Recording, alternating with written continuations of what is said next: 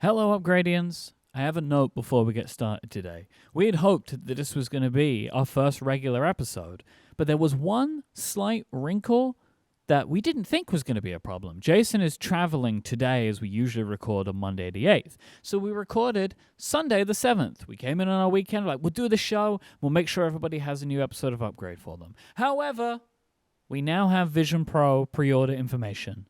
So, beginning on January 19th is when you'll be able to order this thing. It's on sale from February 2nd. Apple says they're going to be available in all US Apple stores starting at $34.99 for a 256GB model. It will come with two head straps, the one we've seen, and another with a top strap that me and Jason got to use when we tried them on in June. The Zeiss lenses will start at $99 for readers and $199 for prescription. Why am I telling you this? Well, as you can imagine, big chunks of today's episode are us pontificating on when and how the Vision Pro would be announced and put on sale. So we had to pre-record this segment. We hope that you will be able to enjoy it. There's still a bunch of stuff in there that's post the launch frame and talking about what will happen for the rest of the year. So still tons of stuff in there, but you will get to be able to enjoy and maybe grade us on just how right or how wrong we are on how we thought this thing was going to be announced. I will say from my perspective, big surprise that they announced it with a press release and when this thing is going to be going on sale. No more information than that as of right now. We'll be back to normal next week to break down all of this news. Please enjoy today's episode.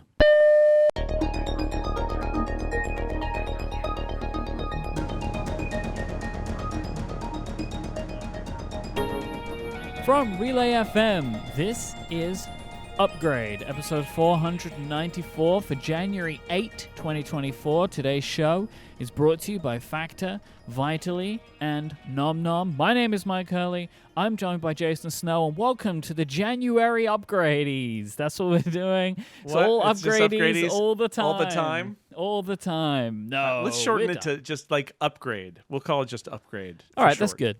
Well, we'll just award every piece of news. That's what we're going to do now. Now, we're back to normal now. Thank you to everybody who has checked out our December episodes. We had the weirdest scheduling with over Christmas Day and New Year's Day episode, and I think we did a good job. People seem to really enjoy the episodes, and I'm very happy that we made it all work. Yeah, I mean, as a Monday show, we had multiple holidays plus travel. There was a lot going on there, and so It was weird, though, because we did essentially record 2.5 episodes in a 2-day period. Yep. So there was a lot, and then there was nothing. And we have definitely not part of my recorded since December 18th, which is very strange for us. It is. It's very weird. But we're back now. We are indeed. Just like and that. We're back with all of the trimmings that you expect, including a Snell Talk question. This Snell Talk comes from Ryan, who wants to know, Jason, how do you keep track of the books that you want to read? Oh, books that I want to read. Mm-hmm. I wish I could say I have a system. My system is generally one of two things. I start with Libby, which is a fantastic iOS app that works with Overdrive, which basically if you have a library card, and if you don't, you should get one for your local library. You can do ebooks from your library, and Libby is the interface for that. And if you have multiple libraries, and you may find that there are multiple libraries that you're allowed to, you're not limited. It's not like voting where you can only vote in one place. You can actually sign up for multiple libraries, and sometimes there are even reciprocal library agreements. I actually am logged into 4 different library systems in my Libby, which is a little confusing, but I'm eligible for all 4, so I have all 4. Anyway, so great thing about that is that I hear about a book and I can search for it. And if they've got it, I can either borrow it right then and read it on any device I want, or I can, if it's not ready, I can wish list it. And if I'm not ready to read it right now, but I want to remember it, I tag it in Libby. Libby has a tagging feature, and I have I want this book tag that I'll put on it, and that allows me to look later and say, oh, here are library books that I wanted to read at some point, and then I can put myself, like if they're available right then, I can be like, oh, I'll just check it out right now and read it, and so that's really great. If it's not available in the library, or I want to read it right now and it's not available in the library for months, then I will usually just go to Kobo. Since my primary reader is a Kobo, I'll just go to kobo.com generally and buy it. And then it's on my device. So I sort of have two places to look for books when I'm deciding what I want to read. I have my e-reader itself, and I have Libby on my iPad or iPhone. And those are the places that I get my books. Libby is never not weird to me. Like I understand it, but I still can't fully get my head around the idea of like library ebooks. Yeah, it's really kind of amazing. So if you have a Kindle, you check out the book and you choose send to Kindle, and it opens a web page, and you basically say okay. You log in if you're not logged into Amazon, and say okay, and it just shows up on your Kindle. With Kobo, my Kobo is logged into one of the libraries, so with Kobo, I just check it out and sync the Kobo, and it just shows up on on Next Sync, whether I sync it or not. So and it's just there, and then it's got an expiration date. It will take it, 21 days later, it will take it away from you if you haven't finished it. And on the Kobo, when you get to the end, it actually says, "Would you like to return the book now?" And you say yes, and it connects to Libby, and it or Overdrive, and it checks it back in for you. And then you can even download it to your computer using Adobe Digital Editions, which is a very bad piece of software, but it will sync with e-readers too. So the other way to do it is you can download the file on your computer and then sync it that way, and that also works. So there's lots of different ways to do it. It's actually not that more complicated than than buying a book somewhere. Yeah. Overdrive is a weird name for a library app. Libby is a good name. Overdrive, that doesn't tell me what it is at all. Yeah. So the service is called Overdrive, and they're sort of, I think, stuck with it.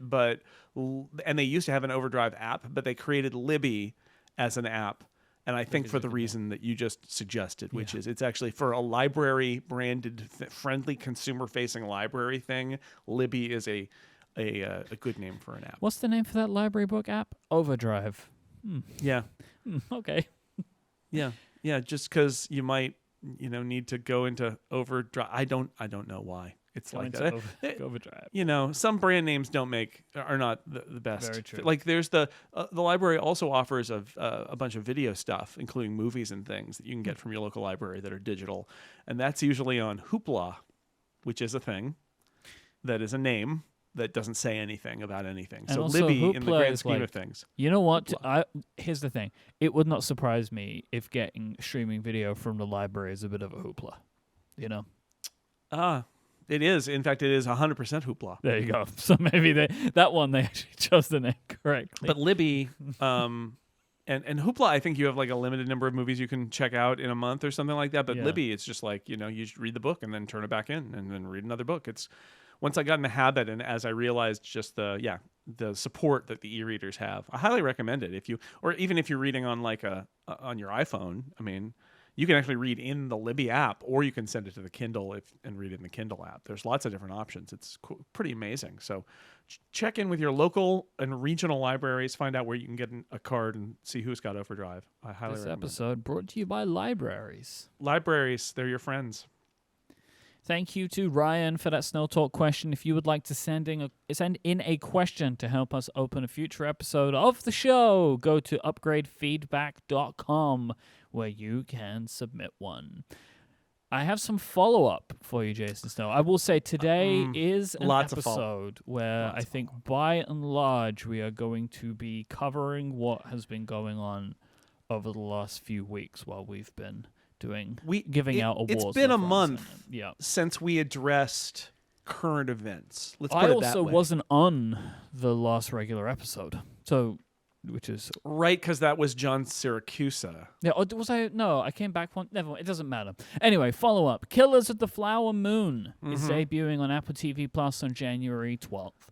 So yes, we have a date. If you decided to wait, like I did, in the end, I was just procrastinating. Now I'll be able to watch this movie for quote unquote free next weekend, which I'm looking forward to. In 2 installments, probably. We're going to do the same. It's gonna get lots of Oscar nominations. Everybody. I'll watch it in one go. But with breaks. 3.5 hours. Yeah. Well, okay. That'll also work. Right. So I did with The Irishman.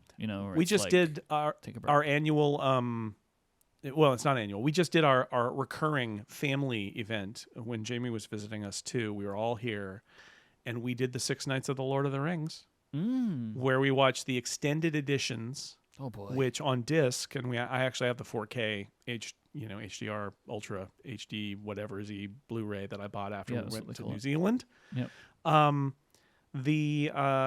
It's great. So you watch those extended editions; they're super long, but they break in the middle.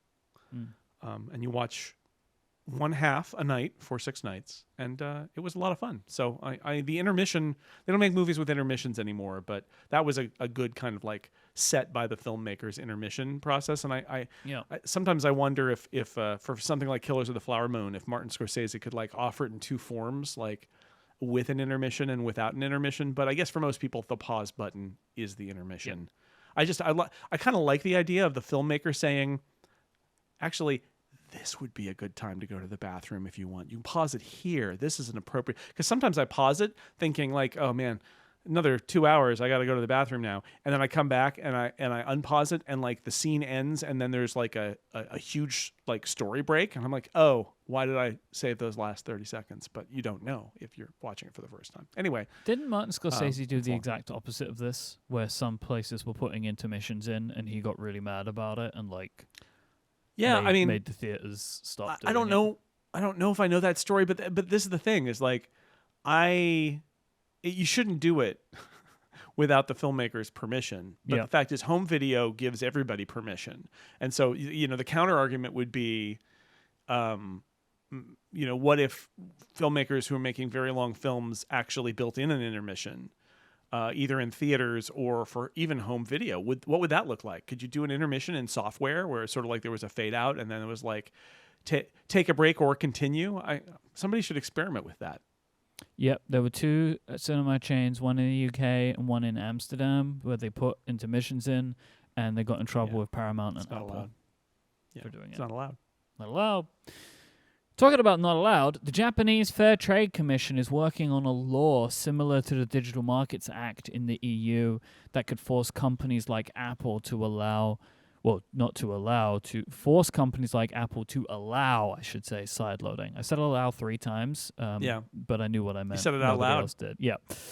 So Japanese Fair Trade Commission, they were the organization that had the first ruling for links being put in to sign up for a service. You remember that? A very long time ago now. Good times. And they are now looking to go down the same routes as the EU have when it comes to sideloading and also like dominant browsers and all that kind of stuff. This is for Google and Apple and anyone else. So I'm just putting that on the radar because I think it's going to be a thing we're going to be talking a lot about again this year. Yep. Apple have announced the first vehicles, or at least the first vehicles to get the new CarPlay have been announced. This includes the Aston Martin DB12 coming in 2024. Hello, Governor. You going to get one of those? Nope. And Porsche have said that they will be adding the new CarPlay to their cars, but gave 0 details other than saying that they would adopt it. I've got a link in the show notes to a MacRumors article where they have images from Aston Martin showing how they are actually going to implement it in the DB12. And then there was like a mock-up image from Porsche or something that they might want to do. So this is, the new CarPlay where Apple is controlling your odometers and all that fun stuff. So you get your speed. Here, I know you're not going to buy an Aston Martin, but you should contact. You're a British person. You should contact Aston Martin PR. Okay. And see if somewhere in swinging London, they might have a demo of the new Aston Martin with CarPlay. Do you think that my lack of a driving license could be a problem? I think CarPlay is perfectly fine from the... Well, I mean, you do need to be in the... okay, you got me. Get up, step one, because they're going to be right in front of you, too, because you're actually controlling it. It's not just on the screen. Yeah... Could be a problem. Well, they're right? not going to. They're probably not going to trust you to drive that fancy car anyway. So you can just sit in the. They'll just sit in the showroom and they'll let you look at it there. How about that? How about that? I'll do what I can on that one. No promises. Just tell them that you can drive and see what happens. See what they say. I mean, would they really check? You know? you're a fully licensed media professional. That's all that really matters. That's true. I do have my license from the Media Professional Agency. Mm-hmm. That's right. Than that. The Apple Store at Apple's Infinite Loop campus will be closing on January 20th. Pour one out for the company store. I've been there a couple of times. This was the Apple Store before there was an Apple Store. This was the Apple Store. Yep. And they always sold stuff that you couldn't get anywhere else. We got a onesie for our baby at that company store at one point in the 2002 era. For our baby who is a college graduate now, that baby. So it is, it's kind of been surpassed. They built a whole store at Apple Park, right? A store/visitor center.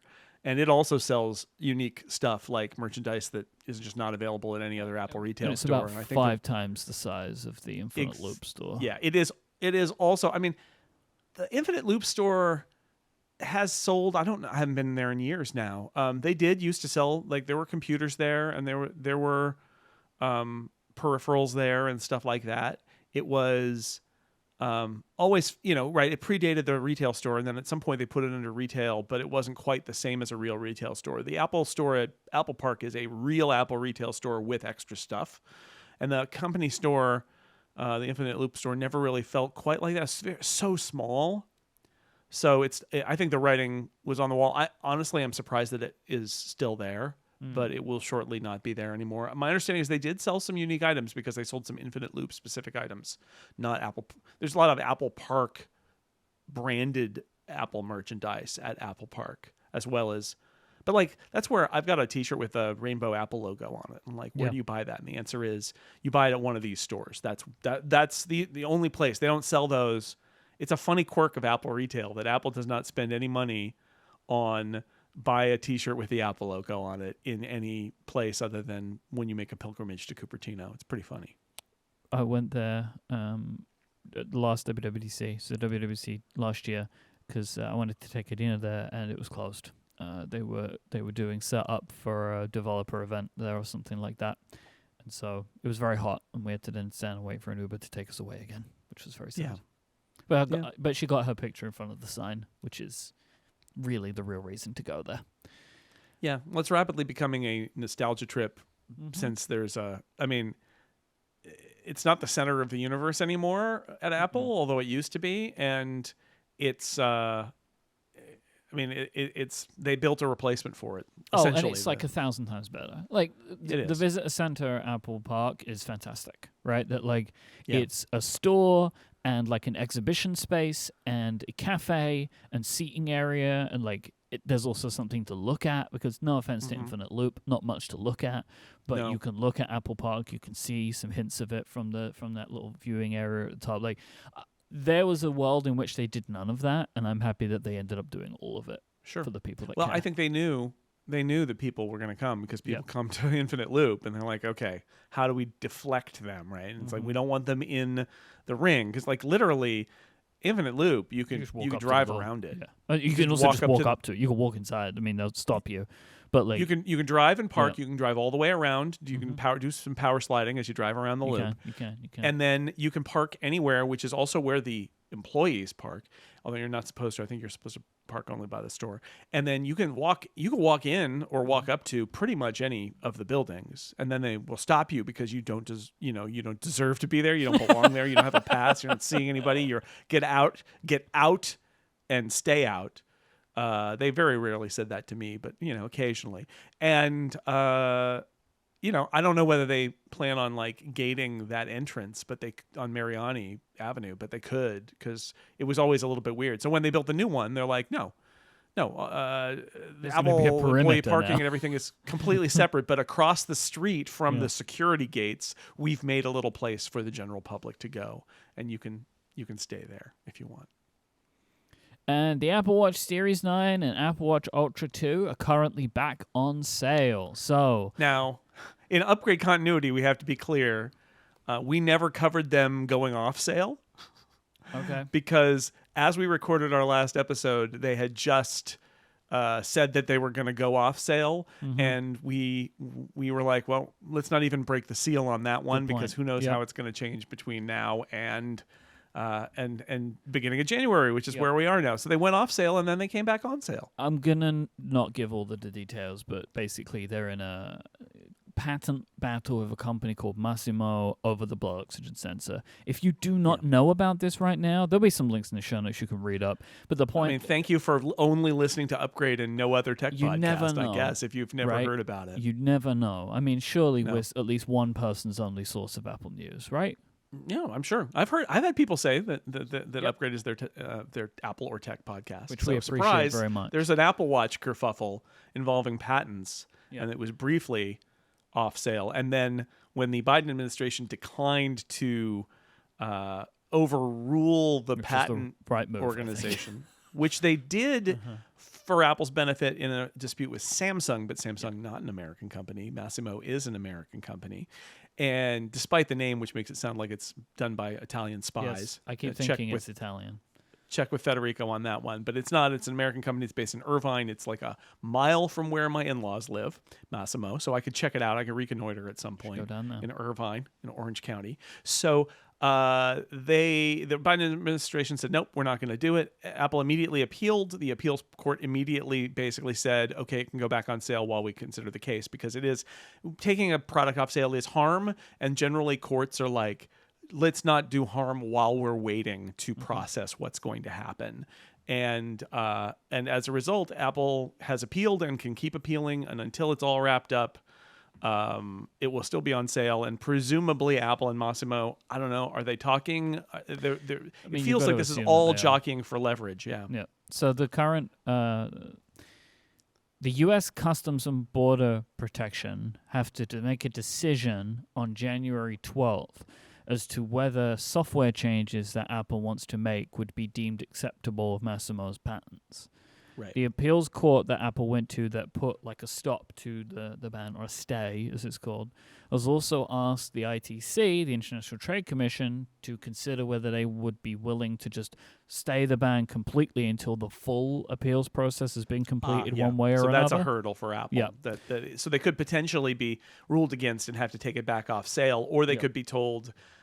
And again, I feel like in general, courts and other organizations, you kind of want to not. That's what stays are for, is you kind of want to not do harm. I mean, I guess Massimo would argue that the existence of the Apple Watch is doing them harm. Yep. But if there's a penalty that could potentially come, if it's in dispute about whether an appeal is likely to be won or not, I mean, I don't know. We'll see. I feel like that Apple's got a real shot here for them to say, you can keep selling it while this processes. Yep. But this may also be Apple just kind of running out the clock. Yep, the ITC have until January 10th to confirm what they think about that. That, like, obviously if the Customs and Border Protection say it's okay, then that's going to help them. But if they don't, then the appeals court has asked the ITC if it can still be sold. But failing all of this, Apple has another hearing on January 15th for the U.S. Court of Appeals to try and get everything overturned entirely. This is very messy. This is very messy. This is messy, Mo, I think, some would probably call it. Okay. And they've got to, something's got to get done about this, because this is kind of, I will say, I'm very happy we've not covered this week to week, that like it's been happening while we've been mostly on break, because me too. Story is kind of exhausting to me, to be honest. And you calling it messy mode does not make it better. So it does. It makes everything maybe better. What if there was like a big Apple story and we just didn't cover it on Upgrade? We're like, nope. I mean, we haven't not done that. There are things that are going on where we just don't bother, because it's like not really like there are people talking about it, but it's kind of for us. There's not really much to add, so we just don't. But this one is big enough that we would have and are now. So we'll probably give follow up in the next couple of weeks as to exactly what's happening with this, because it is a big story. The idea of a product just being taken off sale, which it was. It's wild. It's also just a lot of court stuff, which realistically is not really super interesting when all you can do is say what we've just said. Like, there was an appeal. The appeal was said yes. Appeal was said no. Two things more that I wanted to say about this. One is buying psychology, which is, I don't know about you. I mean, you have an Ultra 2. I do. When it was right before Christmas and they're like, oh, it's going to go off sale because of this, part of my brain was like, Jason, just buy an Ultra 2 right now. Okay. And like, why? And the answer was because it's going away. So maybe you should get it now. And I'm like, I don't think I really even want an Ultra 2. I'm very happy with my previous generation titanium watch. It's black, it's titanium, it's beautiful. I find it funny that Apple has sold this titanium watch because it's, I don't know if you could even tell that it's not an aluminum watch, but I know, right? I know that it's titanium.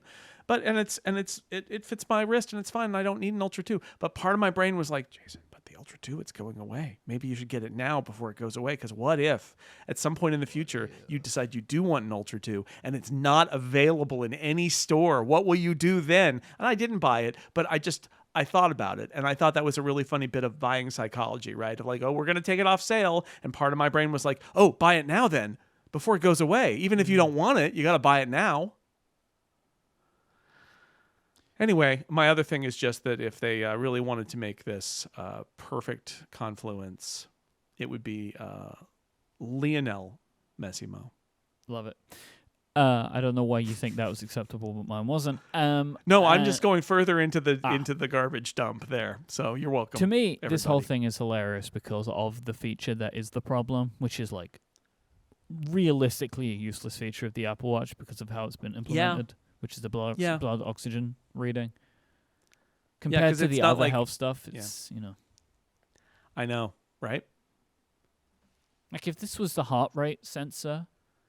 It's like, sure. Yeah, okay. Fight this tooth and nail. It will do some warning, and I do wonder if like the sleep apnea detection that they're rumored to be working on, if part of what that is going to include is an oxygen monitor, and like but there's all the FDA approvals and things like that, and as a result, there are some alerts, but mostly it's just you go to the app and it gives you a number, and we know that the number isn't like as accurate as some other equipment would make it, but it is something. But yeah, it's very funny. This is hardly honestly, if the ruling came down and they said, look, just turn the feature off on new hardware or even new and existing hardware until we rule on this, would it really be a material destruction of functionality of the Apple Watch to have the blood oxygen sensor shut off for a while? Yeah, because it's just a feature that they've never really. Even when it was announced, core, they just never did a good job of explaining what you could use it for, and I don't even think it's the case of like, oh, it's not FDA approved, because like the temperature sensors are not as good as they could possibly be, but it's actually been implemented into a useful part of the product, right? And although a very specific part of the product, but it's still very useful. Yes, but other potential uses they have shied away from. Sure, so. I don't know. But the blood oxygen sensor it doesn't even ever really feel like to me it even had that one thing that it was doing that was super beneficial. Yeah. I am a noted blood oxygen sensor hater. Yeah, I know you are. You the knives are out for the blood oxygen sensor. Always. I am Massimo. That's what you don't know. Are you Myke Massimo? Is that you? Are you from Italy or from Southern California? Which is it? Answer the question. Senor. This episode is brought to you by Factor. Get started on your goals for the new year with Factor so you'll be ready to tackle it head on. Factor's ready-to-eat meal delivery takes the stress out of meal planning and sets you up for success in the new year. You can skip the grocery stores, prep work, and cooking fatigue. Instead, get those chef-crafted, dietitian-approved meals delivered right to your door. With over 35 meals to choose from per week, including options like keto, calorie smart, protein plus, vegan, veggie, and more, plus over 55 weekly add-ons to choose from, you're going to have tons of nutritious and flavorful options to kickstart your year right. So you can forget those frantic lunch preps and rush dinners. Factor's 2-minute meals are your secret weapon in the new year. Factor now offers loads of snack options like breakfast and smoothies and juices and snacks and more to keep you going. Jason, how disruptive is it to cook a Factor meal? Disruptive is not a word I would ever even use. It's super easy. Mm-hmm. But I mean, you can stick it in the microwave and it takes 2-3 minutes and that's it. And then it comes out and it tastes good. And I'll just say again, I think I've said this here before. They sent us another box, and Lauren just would steal them and take them to work with her. Yep. I mean, like I said, hey, wait a second. Our very nice sponsor sent those to me so that I can talk about it on a podcast. And she was not really interested in hearing that and just took them to work with her. And the comment she also gave me as she stole my lunches away to take to work to use as her lunches was, I don't know how they make microwave chicken taste good. Which I agree with. That you might think about it like reheating a microwave meal, and you can heat them up in a toaster oven or an oven too if you want to, but it's easy in 3 minutes in a microwave. If you've reheated microwave food before or frozen food in the microwave, sometimes, especially with like meat, you're like, this isn't quite right. There's stuff, and that's just not the case. I don't know what they're doing. Some of it is the high quality ingredients, but it's just good, and all of it. That's what impresses me. It's in 3 minutes you've got something that does not feel like it came out of a lab somewhere and was extruded from a microwave. Instead, it feels like fresh, good ingredients. It's pretty remarkable. And like I said, I can't tell you much more personally because most of them were stolen by my wife. That's the chefs over at Factor. They do magic. That's an endorsement. Yeah, that's an endorsement. Skip the overpriced takeout trap. Factor is cheaper and way more delicious than takeout. And when things get hectic, Factor is flexible. You can change your order every week with plans from 4 to 18 meals per week, or pause or reschedule your deliveries anytime you have that flexibility. Factor has everything you need for a week of flavorful, nutritious eats. Head to factormeals.com/upgrade50 and use the code upgrade50 to get 50% off. That is the code upgrade50 at factormeals.com/upgrade50 to get that 50% off. Our thanks to Factor for the support of this show and Relay FM. Saddle up, partner. It's time for a roundup. The horse is happy to get out in the back 50 again. The New York Times is reporting that Apple is in talks with various publishers to license their content to be used for training their large language model at Apple. The Times is reporting that Apple is offering, quote, multi-year deals worth at least $50 million and has made these deals to publications like Condé Nast and NBC News. And I wonder, maybe the New York Times? Could it be? I find that to be very funny. Yeah. How did you get this information, New York Times? Well, certainly the reporters don't know, but it is always funny when they're like, we're reporting on something that's happening inside the building. That's always pretty hilarious. So this is in contrast to, I guess, what OpenAI is doing, where they are doing some of these deals, but they are reportedly very small, and I think... And the New York Times has taken OpenAI to court, and OpenAI said, hey, we were talking to them. We were trying to arrange something. And my expectation is OpenAI was like, that's not enough money. See you in court. Right. So a couple thoughts here. One is there is this ongoing debate about whether, training a model on copyrighted material is allowed, if that's legal. And also, if it is legal, what is legal in terms of how it gets presented? Because that lawsuit that was filed, which is I think the New York Times filed against Microsoft and OpenAI, they said basically we can make a prompt that gets your model to spit out a paragraph that is verbatim from our source. And I know it was it was like literally pasting the first two graphs of the story and saying, write the next graph. But that's not the point. The point is if you can coerce an AI model to output copyrighted material, that I'm fascinated by this argument because I'm moved by the idea that Google indexing the web is not copyright infringement, but Google republishing your article is copyright infringement. And there's a gray area in between where it's sort of like, are they stealing your, ability to make a business on it by summarizing it in a way that devalues it, and they're using it as raw material?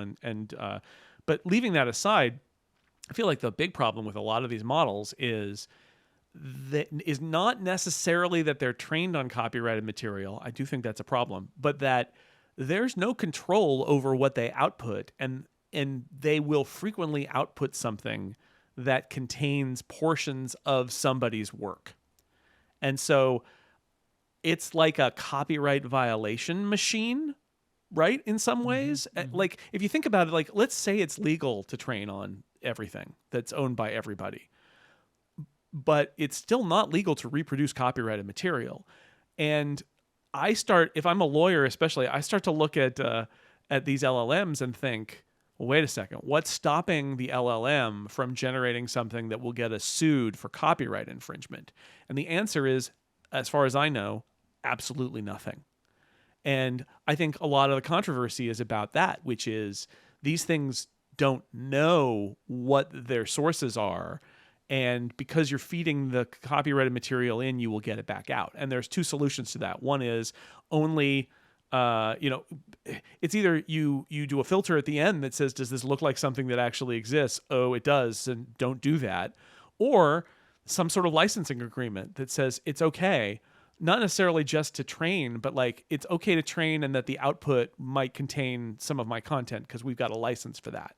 And I don't know what the nature of this deal is that's being reported that they're talking about with Apple. I would imagine Apple is thinking of both those things. Apple is thinking on one hand, we want to do a content license, because that's going to put us in opposition to Microsoft and OpenAI, and we like that. And it also is giving us a business relationship with the people who are generating the content. So when the content comes out, it is okay, because we all are on the same page about this. I also, though, wonder if it's more than that. If it's also that Apple is then, Apple's LLMs are then allowed to summarize or quote from the material because it's licensed. And that would be one way to get better quality output, right? In some ways, is having the confidence to say, when you build your model, that if you can find a good source, you could actually say, here's what the New York Times said about it. And it would be all cool because or here's what these Wired magazines said about it. I don't know. It's an interesting Apple has a history approach. of this, right? So the machine learning algorithms that they built photo recognition on was on licensed imagery. Because I remember it was a question at the time of like, you're using our images to train your algorithm? And it was like, no. I remember Craig Federighi, I think he said on the talk show, said we are using licensed imagery. So you imagine they must have spent millions like just buying up all this imagery so they could train it on. And I guess what is one of the best ways to get this kind of text information is like to go to an institution with as much information as something like the New York Times and just be like, we'll just take all of that, please.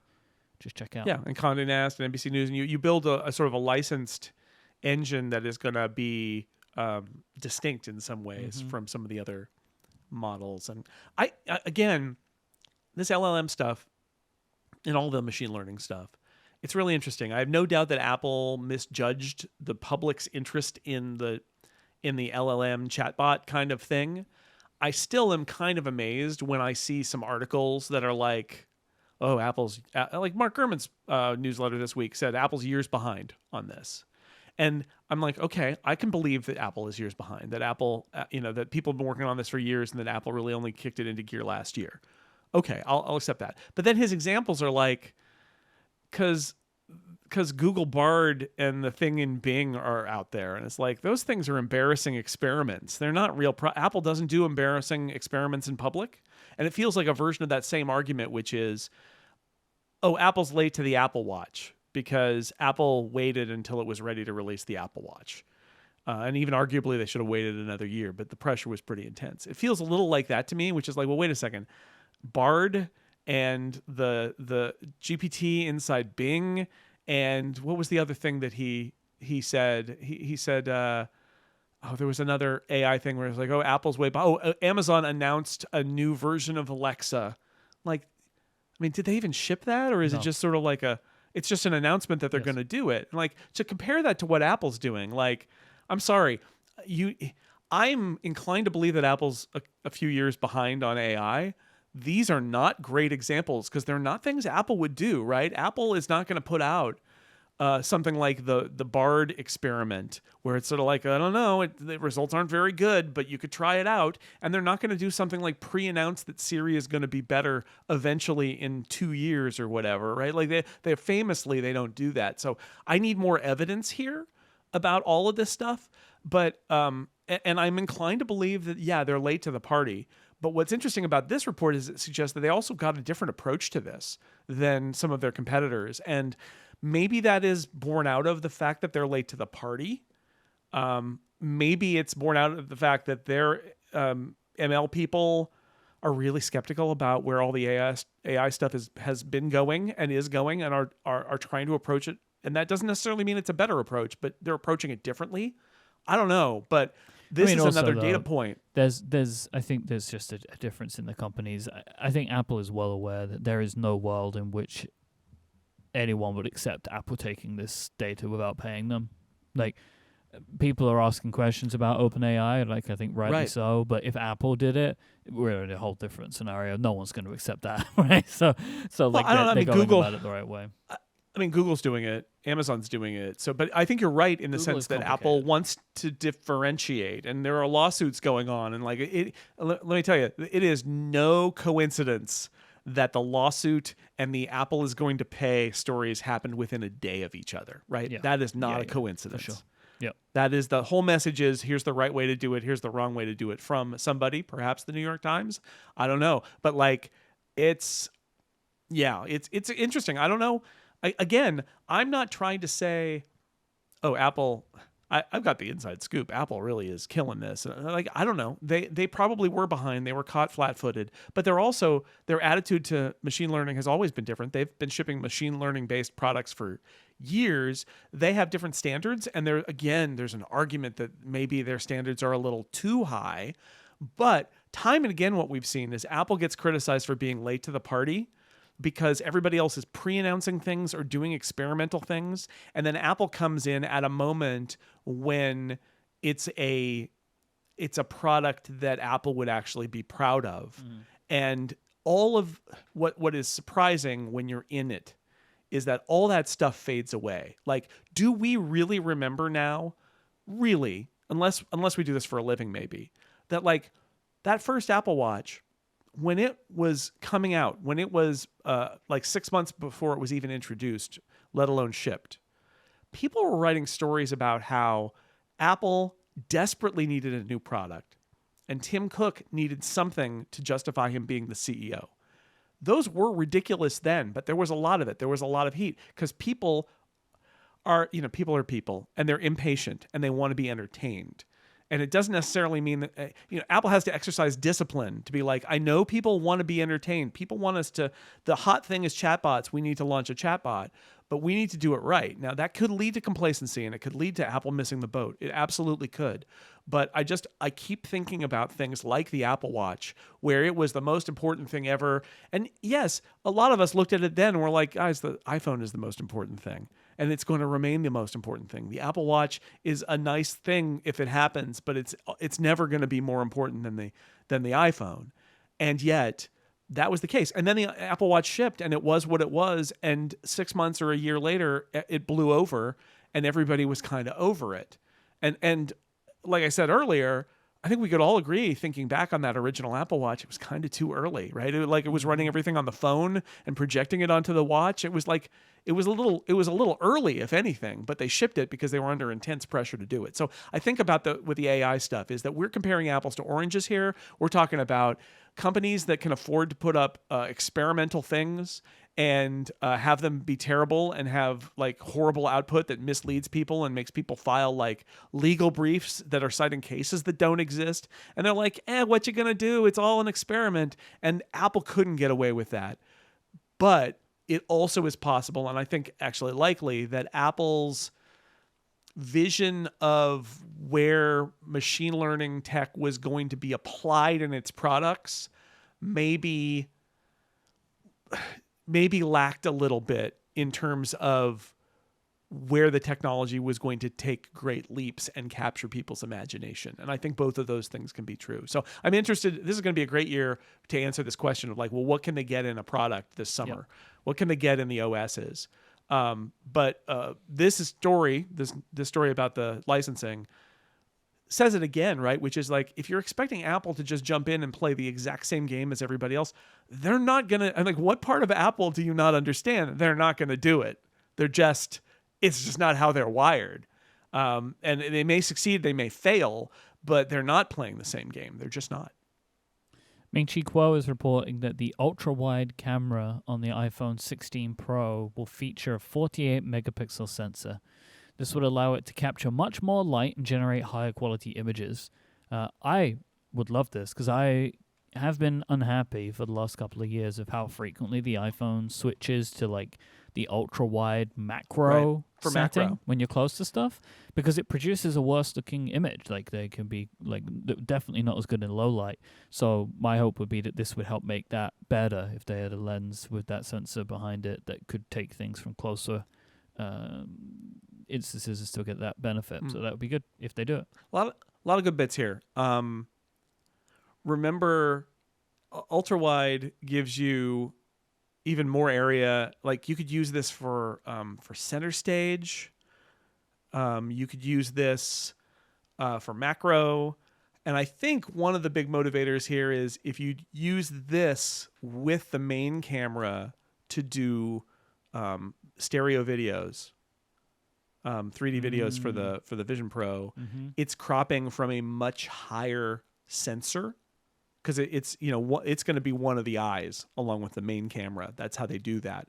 But the current one that's implemented on the 15, it's cropping a low megapixel sensor in order to get the same field of view as the main camera, which means that's why it's like a 1080 picture, is because the quality just isn't as good. So if they put it at 48, not only your ultra wides are going to look good, and you can zoom in like center stage, like you can zoom into parts of it and it's actually going to be good.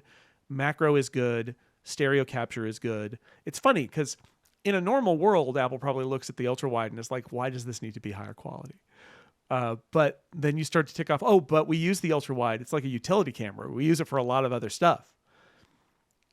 Okay.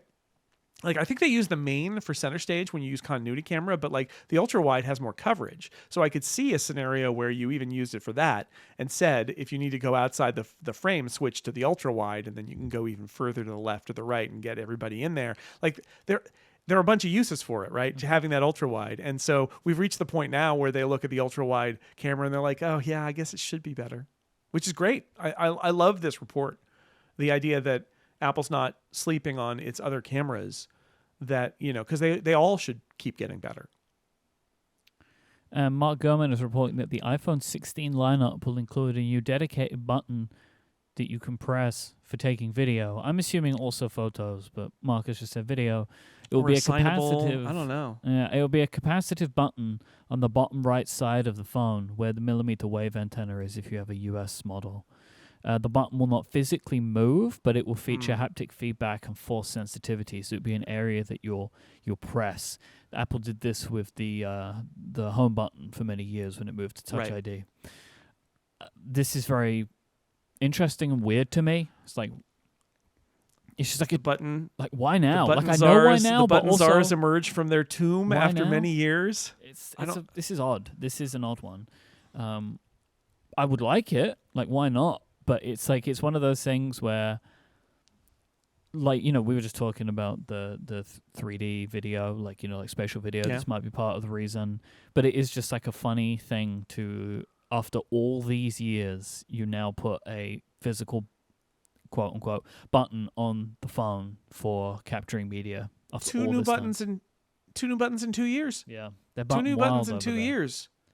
The iPhone 20, the entire rail of the phone will be all various buttons. It's just all buttons. It's all buttons. Yeah, Kinda cool, I mean, it puts an action button on the other side. That's part of it. We know that they were trying to do capacitive, pressure sensitive, fake buttons with the action button, and the report is they couldn't get it to work. So or with the volume buttons, I think it was, right? Like and they couldn't get it to work. It was the volume and the action button was supposed to. And the action buttons. That's what the rumors said anyway initially. And then they had to back out of that. So this is on the other side. It's on the other end. I think it maybe addresses the issue of having it be held upright for, held for 3D captures that you put a more natural place for your finger to go. I mean, as I'm speaking to you now, I'm capturing video on my iPhone using a mount that's like the Studio Neat Glyph. So it's like a clip. And I keep, it's halfway down the phone because above it, there are buttons and you can't press the buttons. Now if it's capacitive, actually, I think any kind of mount will not affect it because it's being touched by not human skin. But I do have that moment of like, how am I going to even mount my phone anymore? But that all said, like, I love it. I'm just going to replay. We could just go to the clip. What I said about the action button, which is there is something amazing about having tactile. It's like physical interfaces in cars instead of touchscreens. It's the same thing. Like having to deal with software and like how do you get there? Well, you tap on this and then you scroll here and you swipe down and then you tap and then you open the glove compartment in a Tesla, right? It's like, or you set the setting on your iPhone. Like, it's so much better to turn on the air conditioning with a button or a switch. It's so much better to start capturing video or take a photo by pressing a button or doing whatever with the action button. But I think the goal of the action button initially was literally, I want a shutter button. And this sounds like the primary goal is I want a let's start doing video button. And I think I think what it shows is that Apple is really analyzing how regular people use their iPhones. Mm-hmm. And that one of the complaints about using their iPhones as a camera, which is probably the number one thing that people use their iPhone for, or certainly top 3, is I got to do I unlock it and I have to go and I find the app. And then by the time that I do all that, the moment is passed. And I know there are shortcuts and stuff. You can swipe in this direction and do that. But there's nothing like the smooth physical action of pulling your phone out of your pocket. It's in your hands. You press the button. You don't even need to look. You press the button and know that the capture is starting. I think that's the key part. And you're capturing video. That you can get it going before you've even looked at the display. Just with your hands feeling the phone. Mm-hmm. That is powerful because you don't have to interact with software at all. It is like a physical camera from the old days, right? Where if you're a photographer, or if you ever had a camera, you probably know that you can just go turn. In the old days, it would turn it on and then put your finger where the shutter is, and then halfway down and click, and you're taking pictures.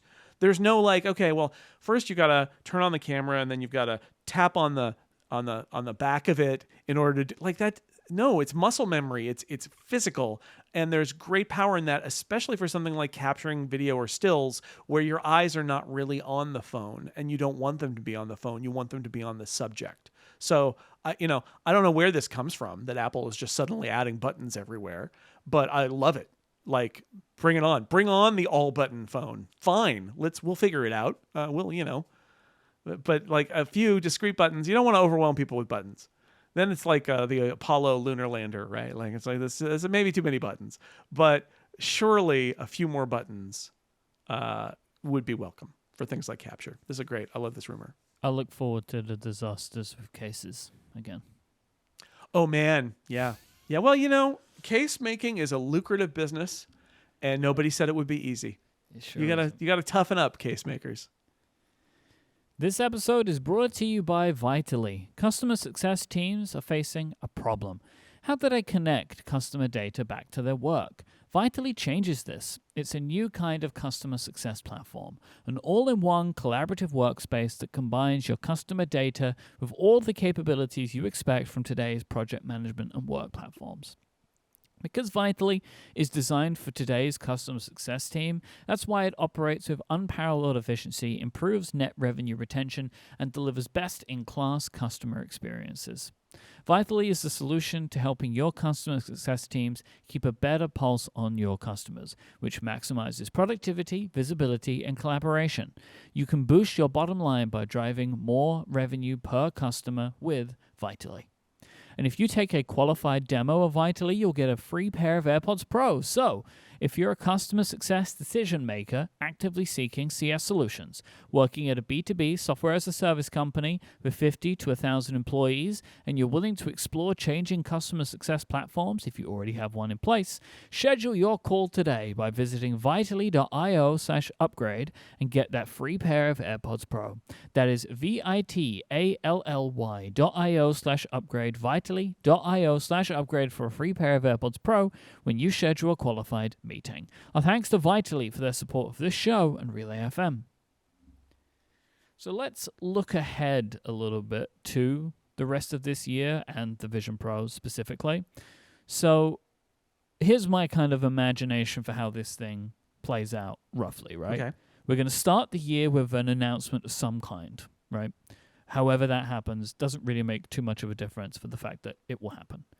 Then units will start going out to reviewers. Presumably, there would then be reviews before customers buy them. Customers will buy them. Apps will be released. Then WWDC rolls around, presumably for operating system improvements. I expect we'll see some WWDC. Then later on in the year, a new version of the OS, and moving forward. I cannot imagine any more hardware this year, but by the end of the year, more countries, right, would start to potentially be receiving the ability to buy this product. Presumably. So this year, no matter what, is the story, right? Like, we are going to be talking about the Vision Pro throughout all of 2024, like, with the product actually existing, not just the way we've been doing it for the last couple of years, where we've been talking about what it might be and then talking about our experiences and then wondering more about it. But, like, we should see it in January, probably. This is when this stuff will start to kick off. And then it is the entire year, right? Yeah, the whole year. Yeah, for sure. Are you excited about that prospect? Yeah, this is it, right? Like, whenever we were talking about looking forward to 2024, what I keep saying is it's going to be a great year. Mm-hmm. I heard you guys talking about this on Connected last week, that it doesn't matter how it goes. I was trying to tell this to Leo Laporte, who's a real skeptic on MacBreak Weekly, a real skeptic about the Vision Pro. And my point is, it's okay to be a skeptic. It's a weird product in a weird category that Apple's never done before. And they're trying a bunch of stuff. But the point is, first off, they are trying a lot of stuff. This is not a half-baked product. This is cutting edge. You and I both used it. It is amazing technically. It is an amazing piece of hardware. So this is the world's #1 technology company spending years building a product that is basically the best product money can buy to do this thing that many people think is going to be the future of computing. And that's why they're doing it, is because they think this is a future direction. Now, are they wrong? It's a 1.0 product. It's guaranteed, because it's a 1.0 product, that you're going to look back in 5 years and go, boy, right? Like, because just even if it's successful, because you learn things and the tech marches on, but you got to start somewhere. So regardless, like, look, I'm not an Apple investor, right? And I'm not an Apple employee. So I don't have that kind of investment in it where it needs to work because I need my stock to go up. I'm not coming from that perspective. But, like, as somebody who is enthusiastic about the kind of march of technology, what a story this is. Mm-hmm. Succeed or fail. Because, like, start with, what are the decisions they made? We've gotten now a clue about that with the June announcements and with our 30 minutes each on it. And they were very impressive, but, like, it was a constrained environment, extremely constrained. We were told what to do for 30 minutes. It was not free form. So what is that broader experience like? What are the choices they made? Where do they fall down? Where do they succeed? Again, regardless of whether it's a success or a flop, because I don't think we're going to know, right? Like, even if it's got a lot of limitations, it's a 1.0 product, and I think they're in this for the long haul. So there are going to be a lot of hot takes, right? That's going to happen. But, like, the big story here is it's an entirely new Apple platform where they've spent a huge amount of time building incredibly cutting edge, not just hardware, but, like, software user interactions, like the eye tracking based stuff. I can't wait to see it and dig into it and see where it takes us. And that's why 2024 is going to be, I think, is going to be great, because I'm not saying the product is going to be great, but I'm going to say the product, it's impossible to look at that product and conceive of that product and not think of how interesting and particular and peculiar that it's going to be. And I don't think even Apple understands, because you never know until it's out there how people are going to use it, how software developers are going to dive into it, the ones that do.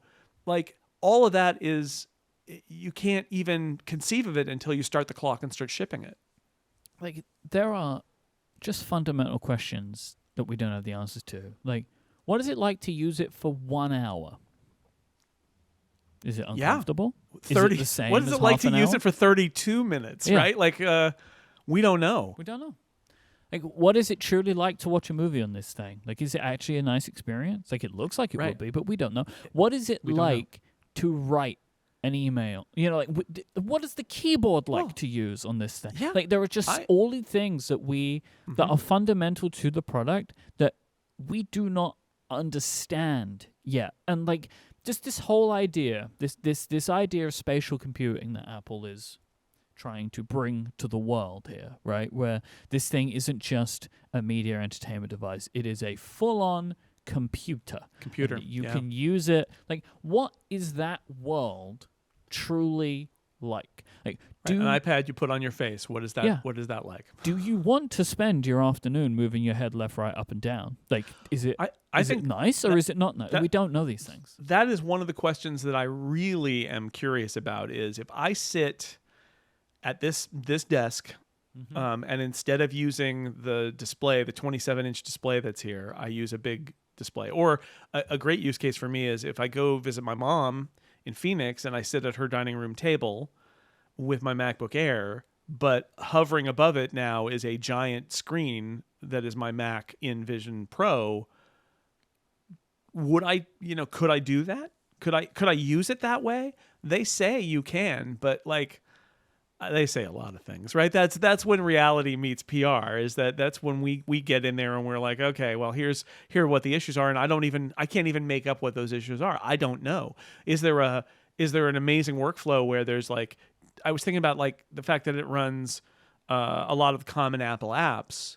I thought, I can do stuff on the iPad without having a Mac around. I can do a lot of stuff, not everything, but a lot of stuff. And I thought, I haven't even considered like, what's it going to be like if I can put Slack over here and Calendar over here and Mail up here and like do my working on the iPad, but I'm on Vision Pro instead. Like, theoretically, I can do that.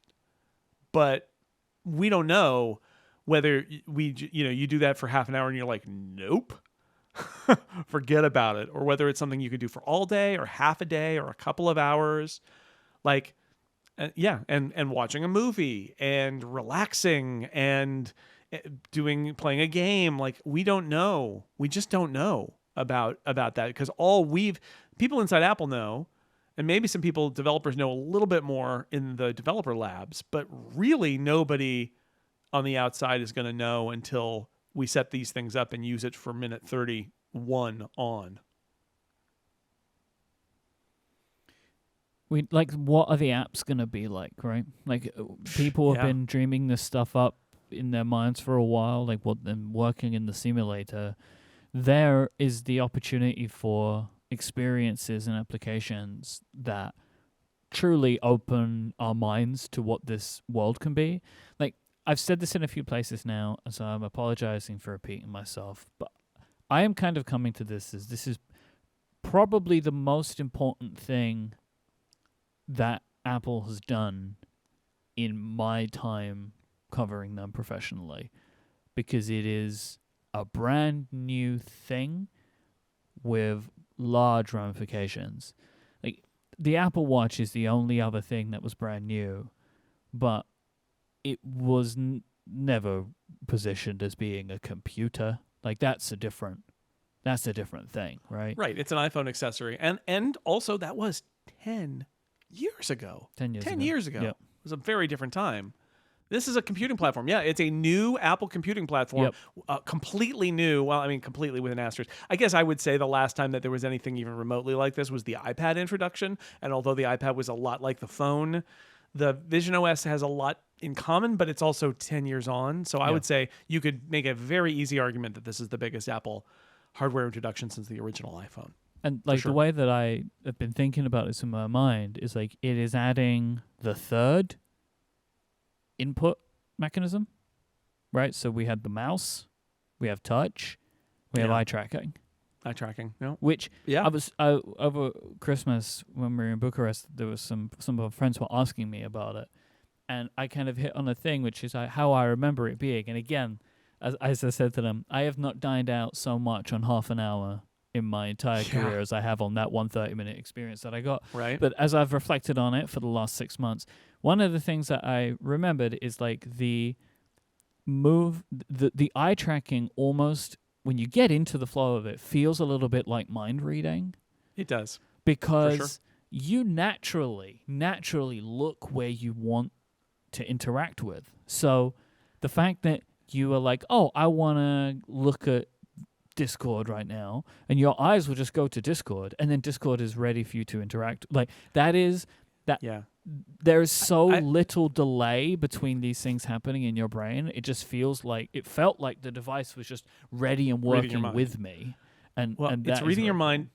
And the reason that it feels like it's reading your mind is because people can look at your vision, look at your eyes and intuit things from it, but at a very gross level, right? Like, oh, you're looking over I'm talking to you and you're looking over to the left and you're bored or distracted or whatever. This isn't like that. This is like nobody knows exactly what I'm looking at. Exactly, right? It's only me. Because I can see, like, it's a private, like, our gaze is, at least I think most of us categorize our gaze, at least specifically, as a private, like, internal thing. And the Vision Pro is like, no, I know where you're looking. Like it knows what word you're looking at in a sentence. Yeah, now that's next level. which is why the privacy stuff is so important, right? Because you can imagine bad apps and things building a profile of you based on where your eyes go. And that's gross. That's really gross because they're trying to read your mind. But at a system level, what it's doing is it's making the whole landscape around you in the Vision Pro, augmented reality space, it is like your companion who knows exactly what you're thinking at that moment. And I don't want to overstate it, but you are exactly right that like it's like you think about doing something and tap your fingers together and the thing happens. Yeah. Now, what you're actually doing is you're looking at it and tapping your fingers and the thing happens. But there is a leap, I think, that our brains make of, thought to sight to action. And by Vision Pro being able to take that jump to sight, it's like it's connecting thought to action directly. And I think that is going to be the thing that surprises people the most. Like, I think that will be the thing that when people use it, they will be kind of blown away by, is the accuracy. Again, if it truly is as accurate as our experience was, right? And it does need to be for it to have that effect. But it was very good when we used it. And it was that part in the demo where they kind of stopped telling you what to do. And it's a very clever trick that they play, really, where like at first like, look over here and do that, and then eventually it's like, just click photos for me, and like you just go and do it. Like there is because it ends up becoming quite intuitive. That's what I expect will be quite startling to people, how good it is. But yeah, I am very excited for this year. I think that the opportunities for content are massive, like for us. Like I am so excited for sure for what we will be able to talk about. I am very excited about it. I mean, we do okay when nothing's going on, but it's great when stuff is going on. And it's like even better. Yeah. And my only thing now is just like, how on earth do I get one?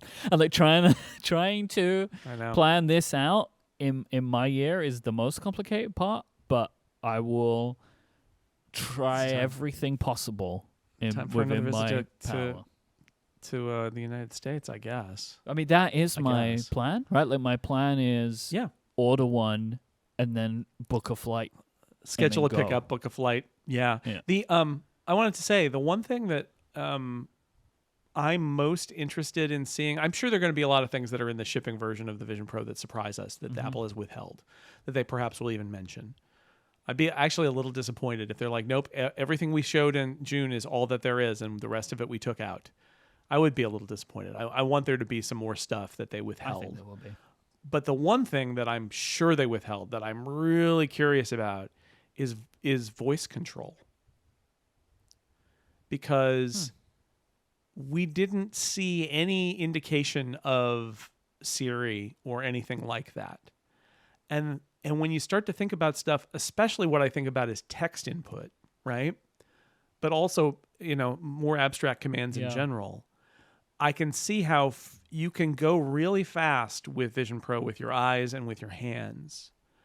But I wonder if you can really take a leap production-wise, productivity-wise, if you can add your voice to the mix. Yeah. Because they said it was possible, but they never showed it. They never showed anything.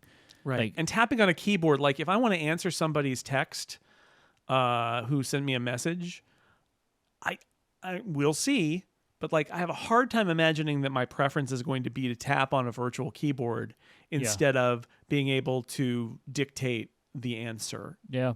And I just, will that be iPhone level, or will there be some quirks and interesting things that elevate it a little bit? Because if you, okay, this is a little unfair, but like if you have to break out the keyboard and the trackpad, they blew it, right? Like that, you shouldn't have to do that. Like if you want to be like, oh, I need to type a lot, I'm going to bring out a Bluetooth keyboard and go, and I'm typing into something and it shows up in the Vision Pro. Great, great, do that if you need to do that.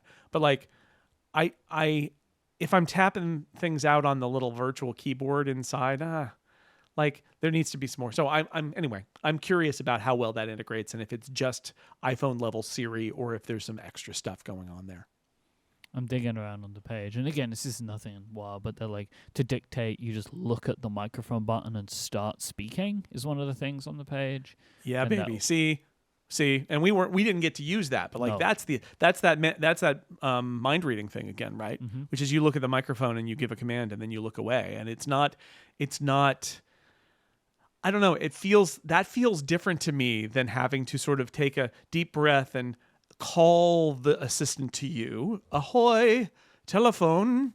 I give you a command now, right? And instead, it's sort of like you just look and go, this thing.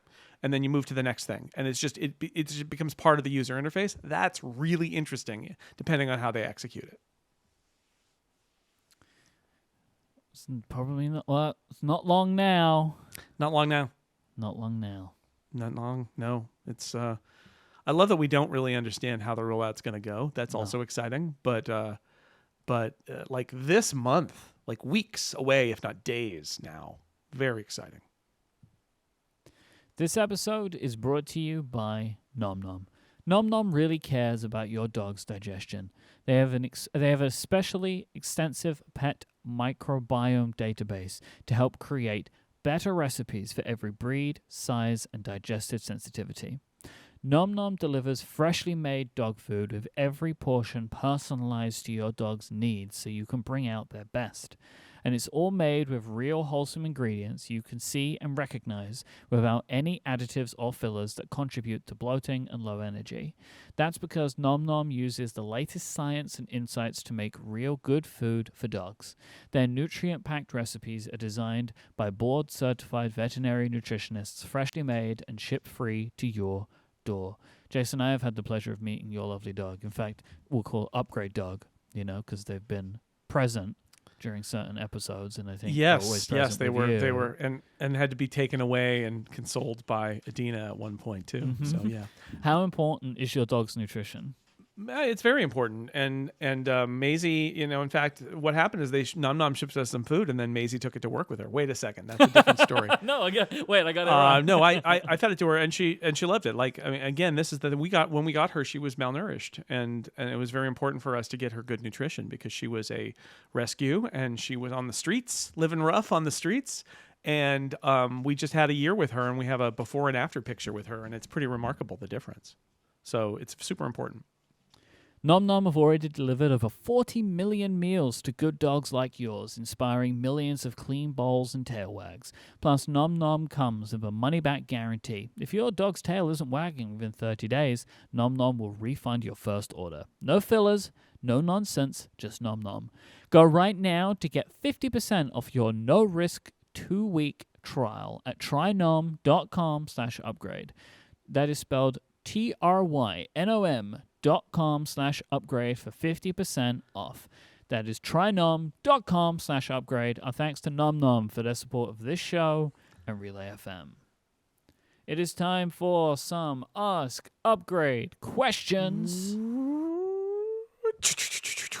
I was worried that there could have been a backfiring, because they had to power up. Yeah. They haven't been used in a little while, so they get shut off to save some power. We shut them off at the end of the year, but now they're back. Yep. Back for a new year, powered up, the lasers. Remember, carbon neutral, so we turn them off when they're not needed. Oh, yeah, they're recycled, 100% recycled lasers. Yeah.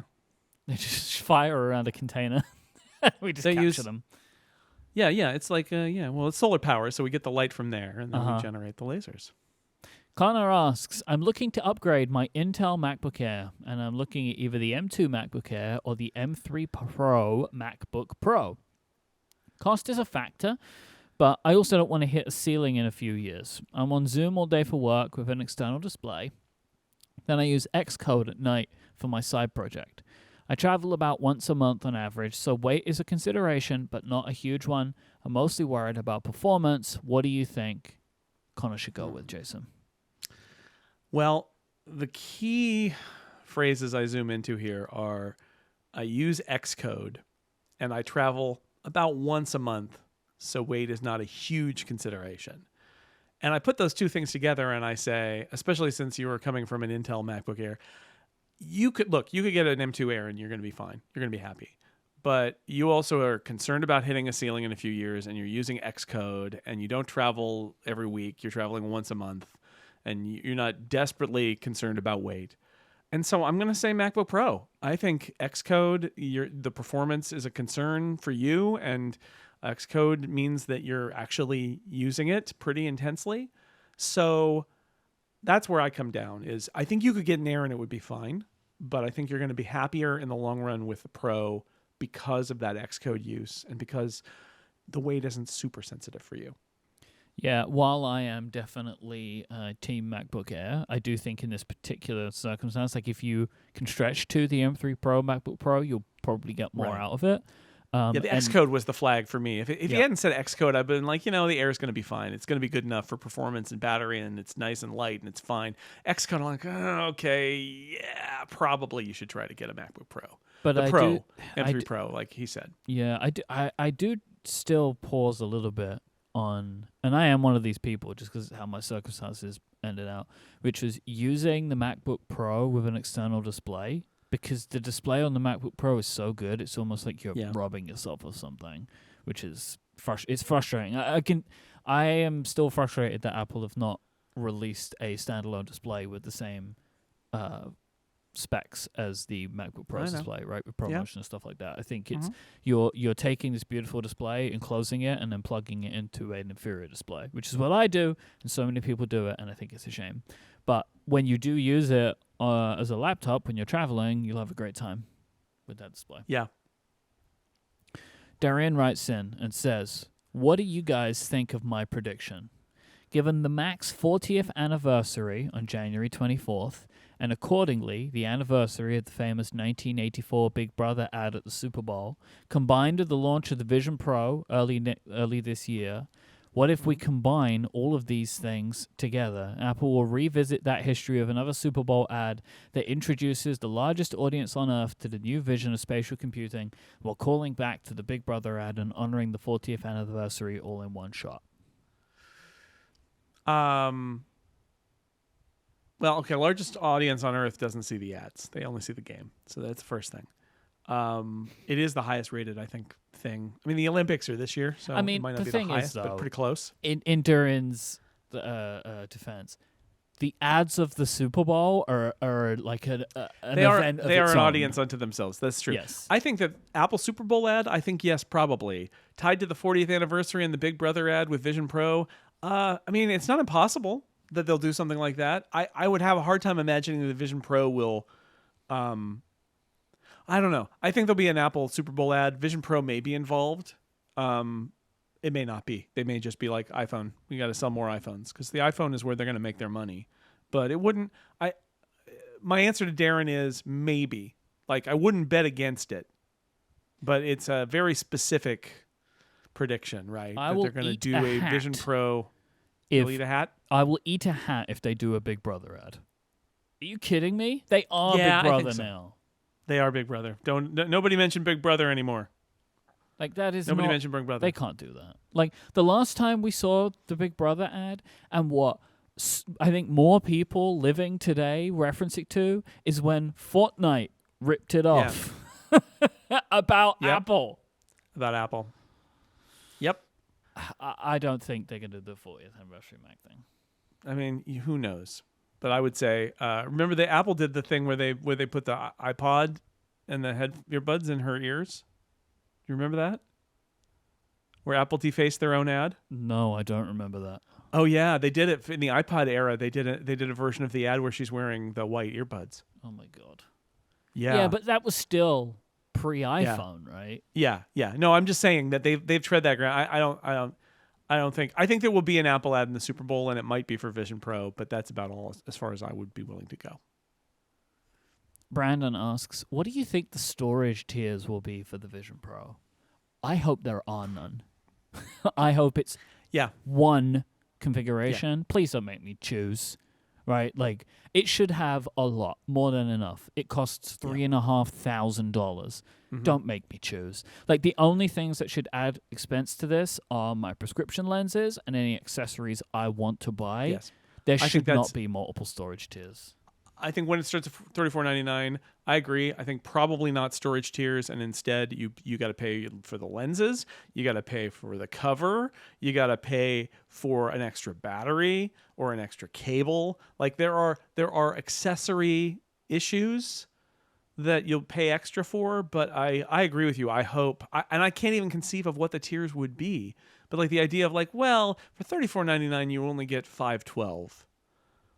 But if you're really going to use the storage, the disk on the headset, then we'll bump it up to a terabyte. So I have no idea what am I doing with it? You know what? Like, why would I need storage? Downloading a movie, TV. but you probably just stream it, right? So I hope not. I'm with you. I hope not.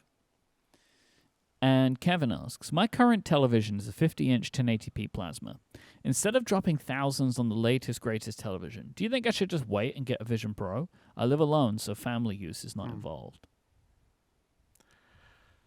Oh, Kevin. Buy a television, Kevin.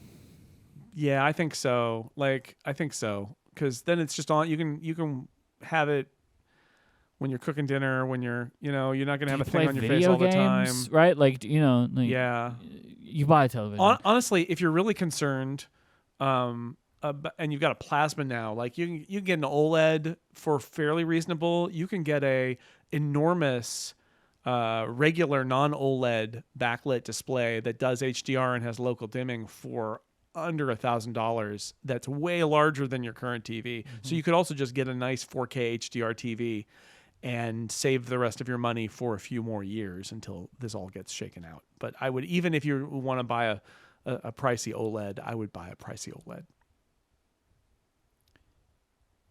Just buy a nice television. Just treat yourself. Buy a TV, nice television. And like maybe treat yourself. There will be use for a vision, but I really don't think it's going to be the only way you'd want to watch stuff was with that on your head. I can't conceive of that. No. And we also don't know the story about like what apps are going to be there, because like it's Disney. Bob Iger says Disney Plus will be there, but like, is your TV provider going to be there? Is Netflix going to be there? Like, what's going to be there? And are those going to be good? And you're going to be tethered because the battery only lasts so long. Like, don't do it. Don't do it. It's too early. There may come a day where we all say, you know what?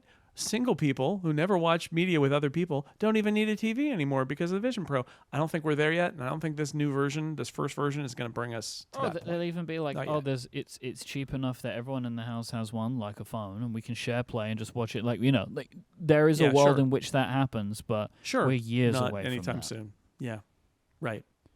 If you would like to send us in your feedback, follow-up, and questions for Ask Upgrade, you can always go to upgradefeedback.com. Until next week, you can check out Jason's work over at sixcolors.com, and you can hear him on podcasts here on Relay FM and at the What happens next week? Am I getting fired from Six Colors next week? We'll have to wait and see. We're on a 7-day rolling contract right now. I got to talk to my boss. Talk to your agent. You can listen to me here on Relay FM and check out my work at cortexbrand.com. You can find next week. Until next week, but maybe, and I have to talk to him. Look. It has been known over the last... future is promised to no one. Can I just say, real quick aside, it was one of the weirdest experiences that I've had while listening to a podcast, which was at the end of the episode of the talk show where John Siracusa was on. They were talking about me not being on Upgrade much in December. Huh. And that was a very weird thing to hear people talk about, was like referring to the fact that John stepped in for me, and also I was like, I think they compared me to Johnny Carson. Which was funny. It was very funny to me. But yeah, that was just like a strange thing. But yes, I'm here now.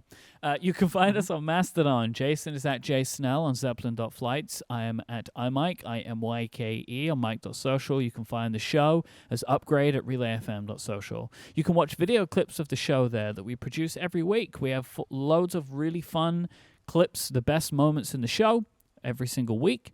But these are also on TikTok and Instagram and YouTube, where we are at Upgrade Relay. I am on Threads as at iMyke, IMYKE. Jason is at jsnell, JSNELL.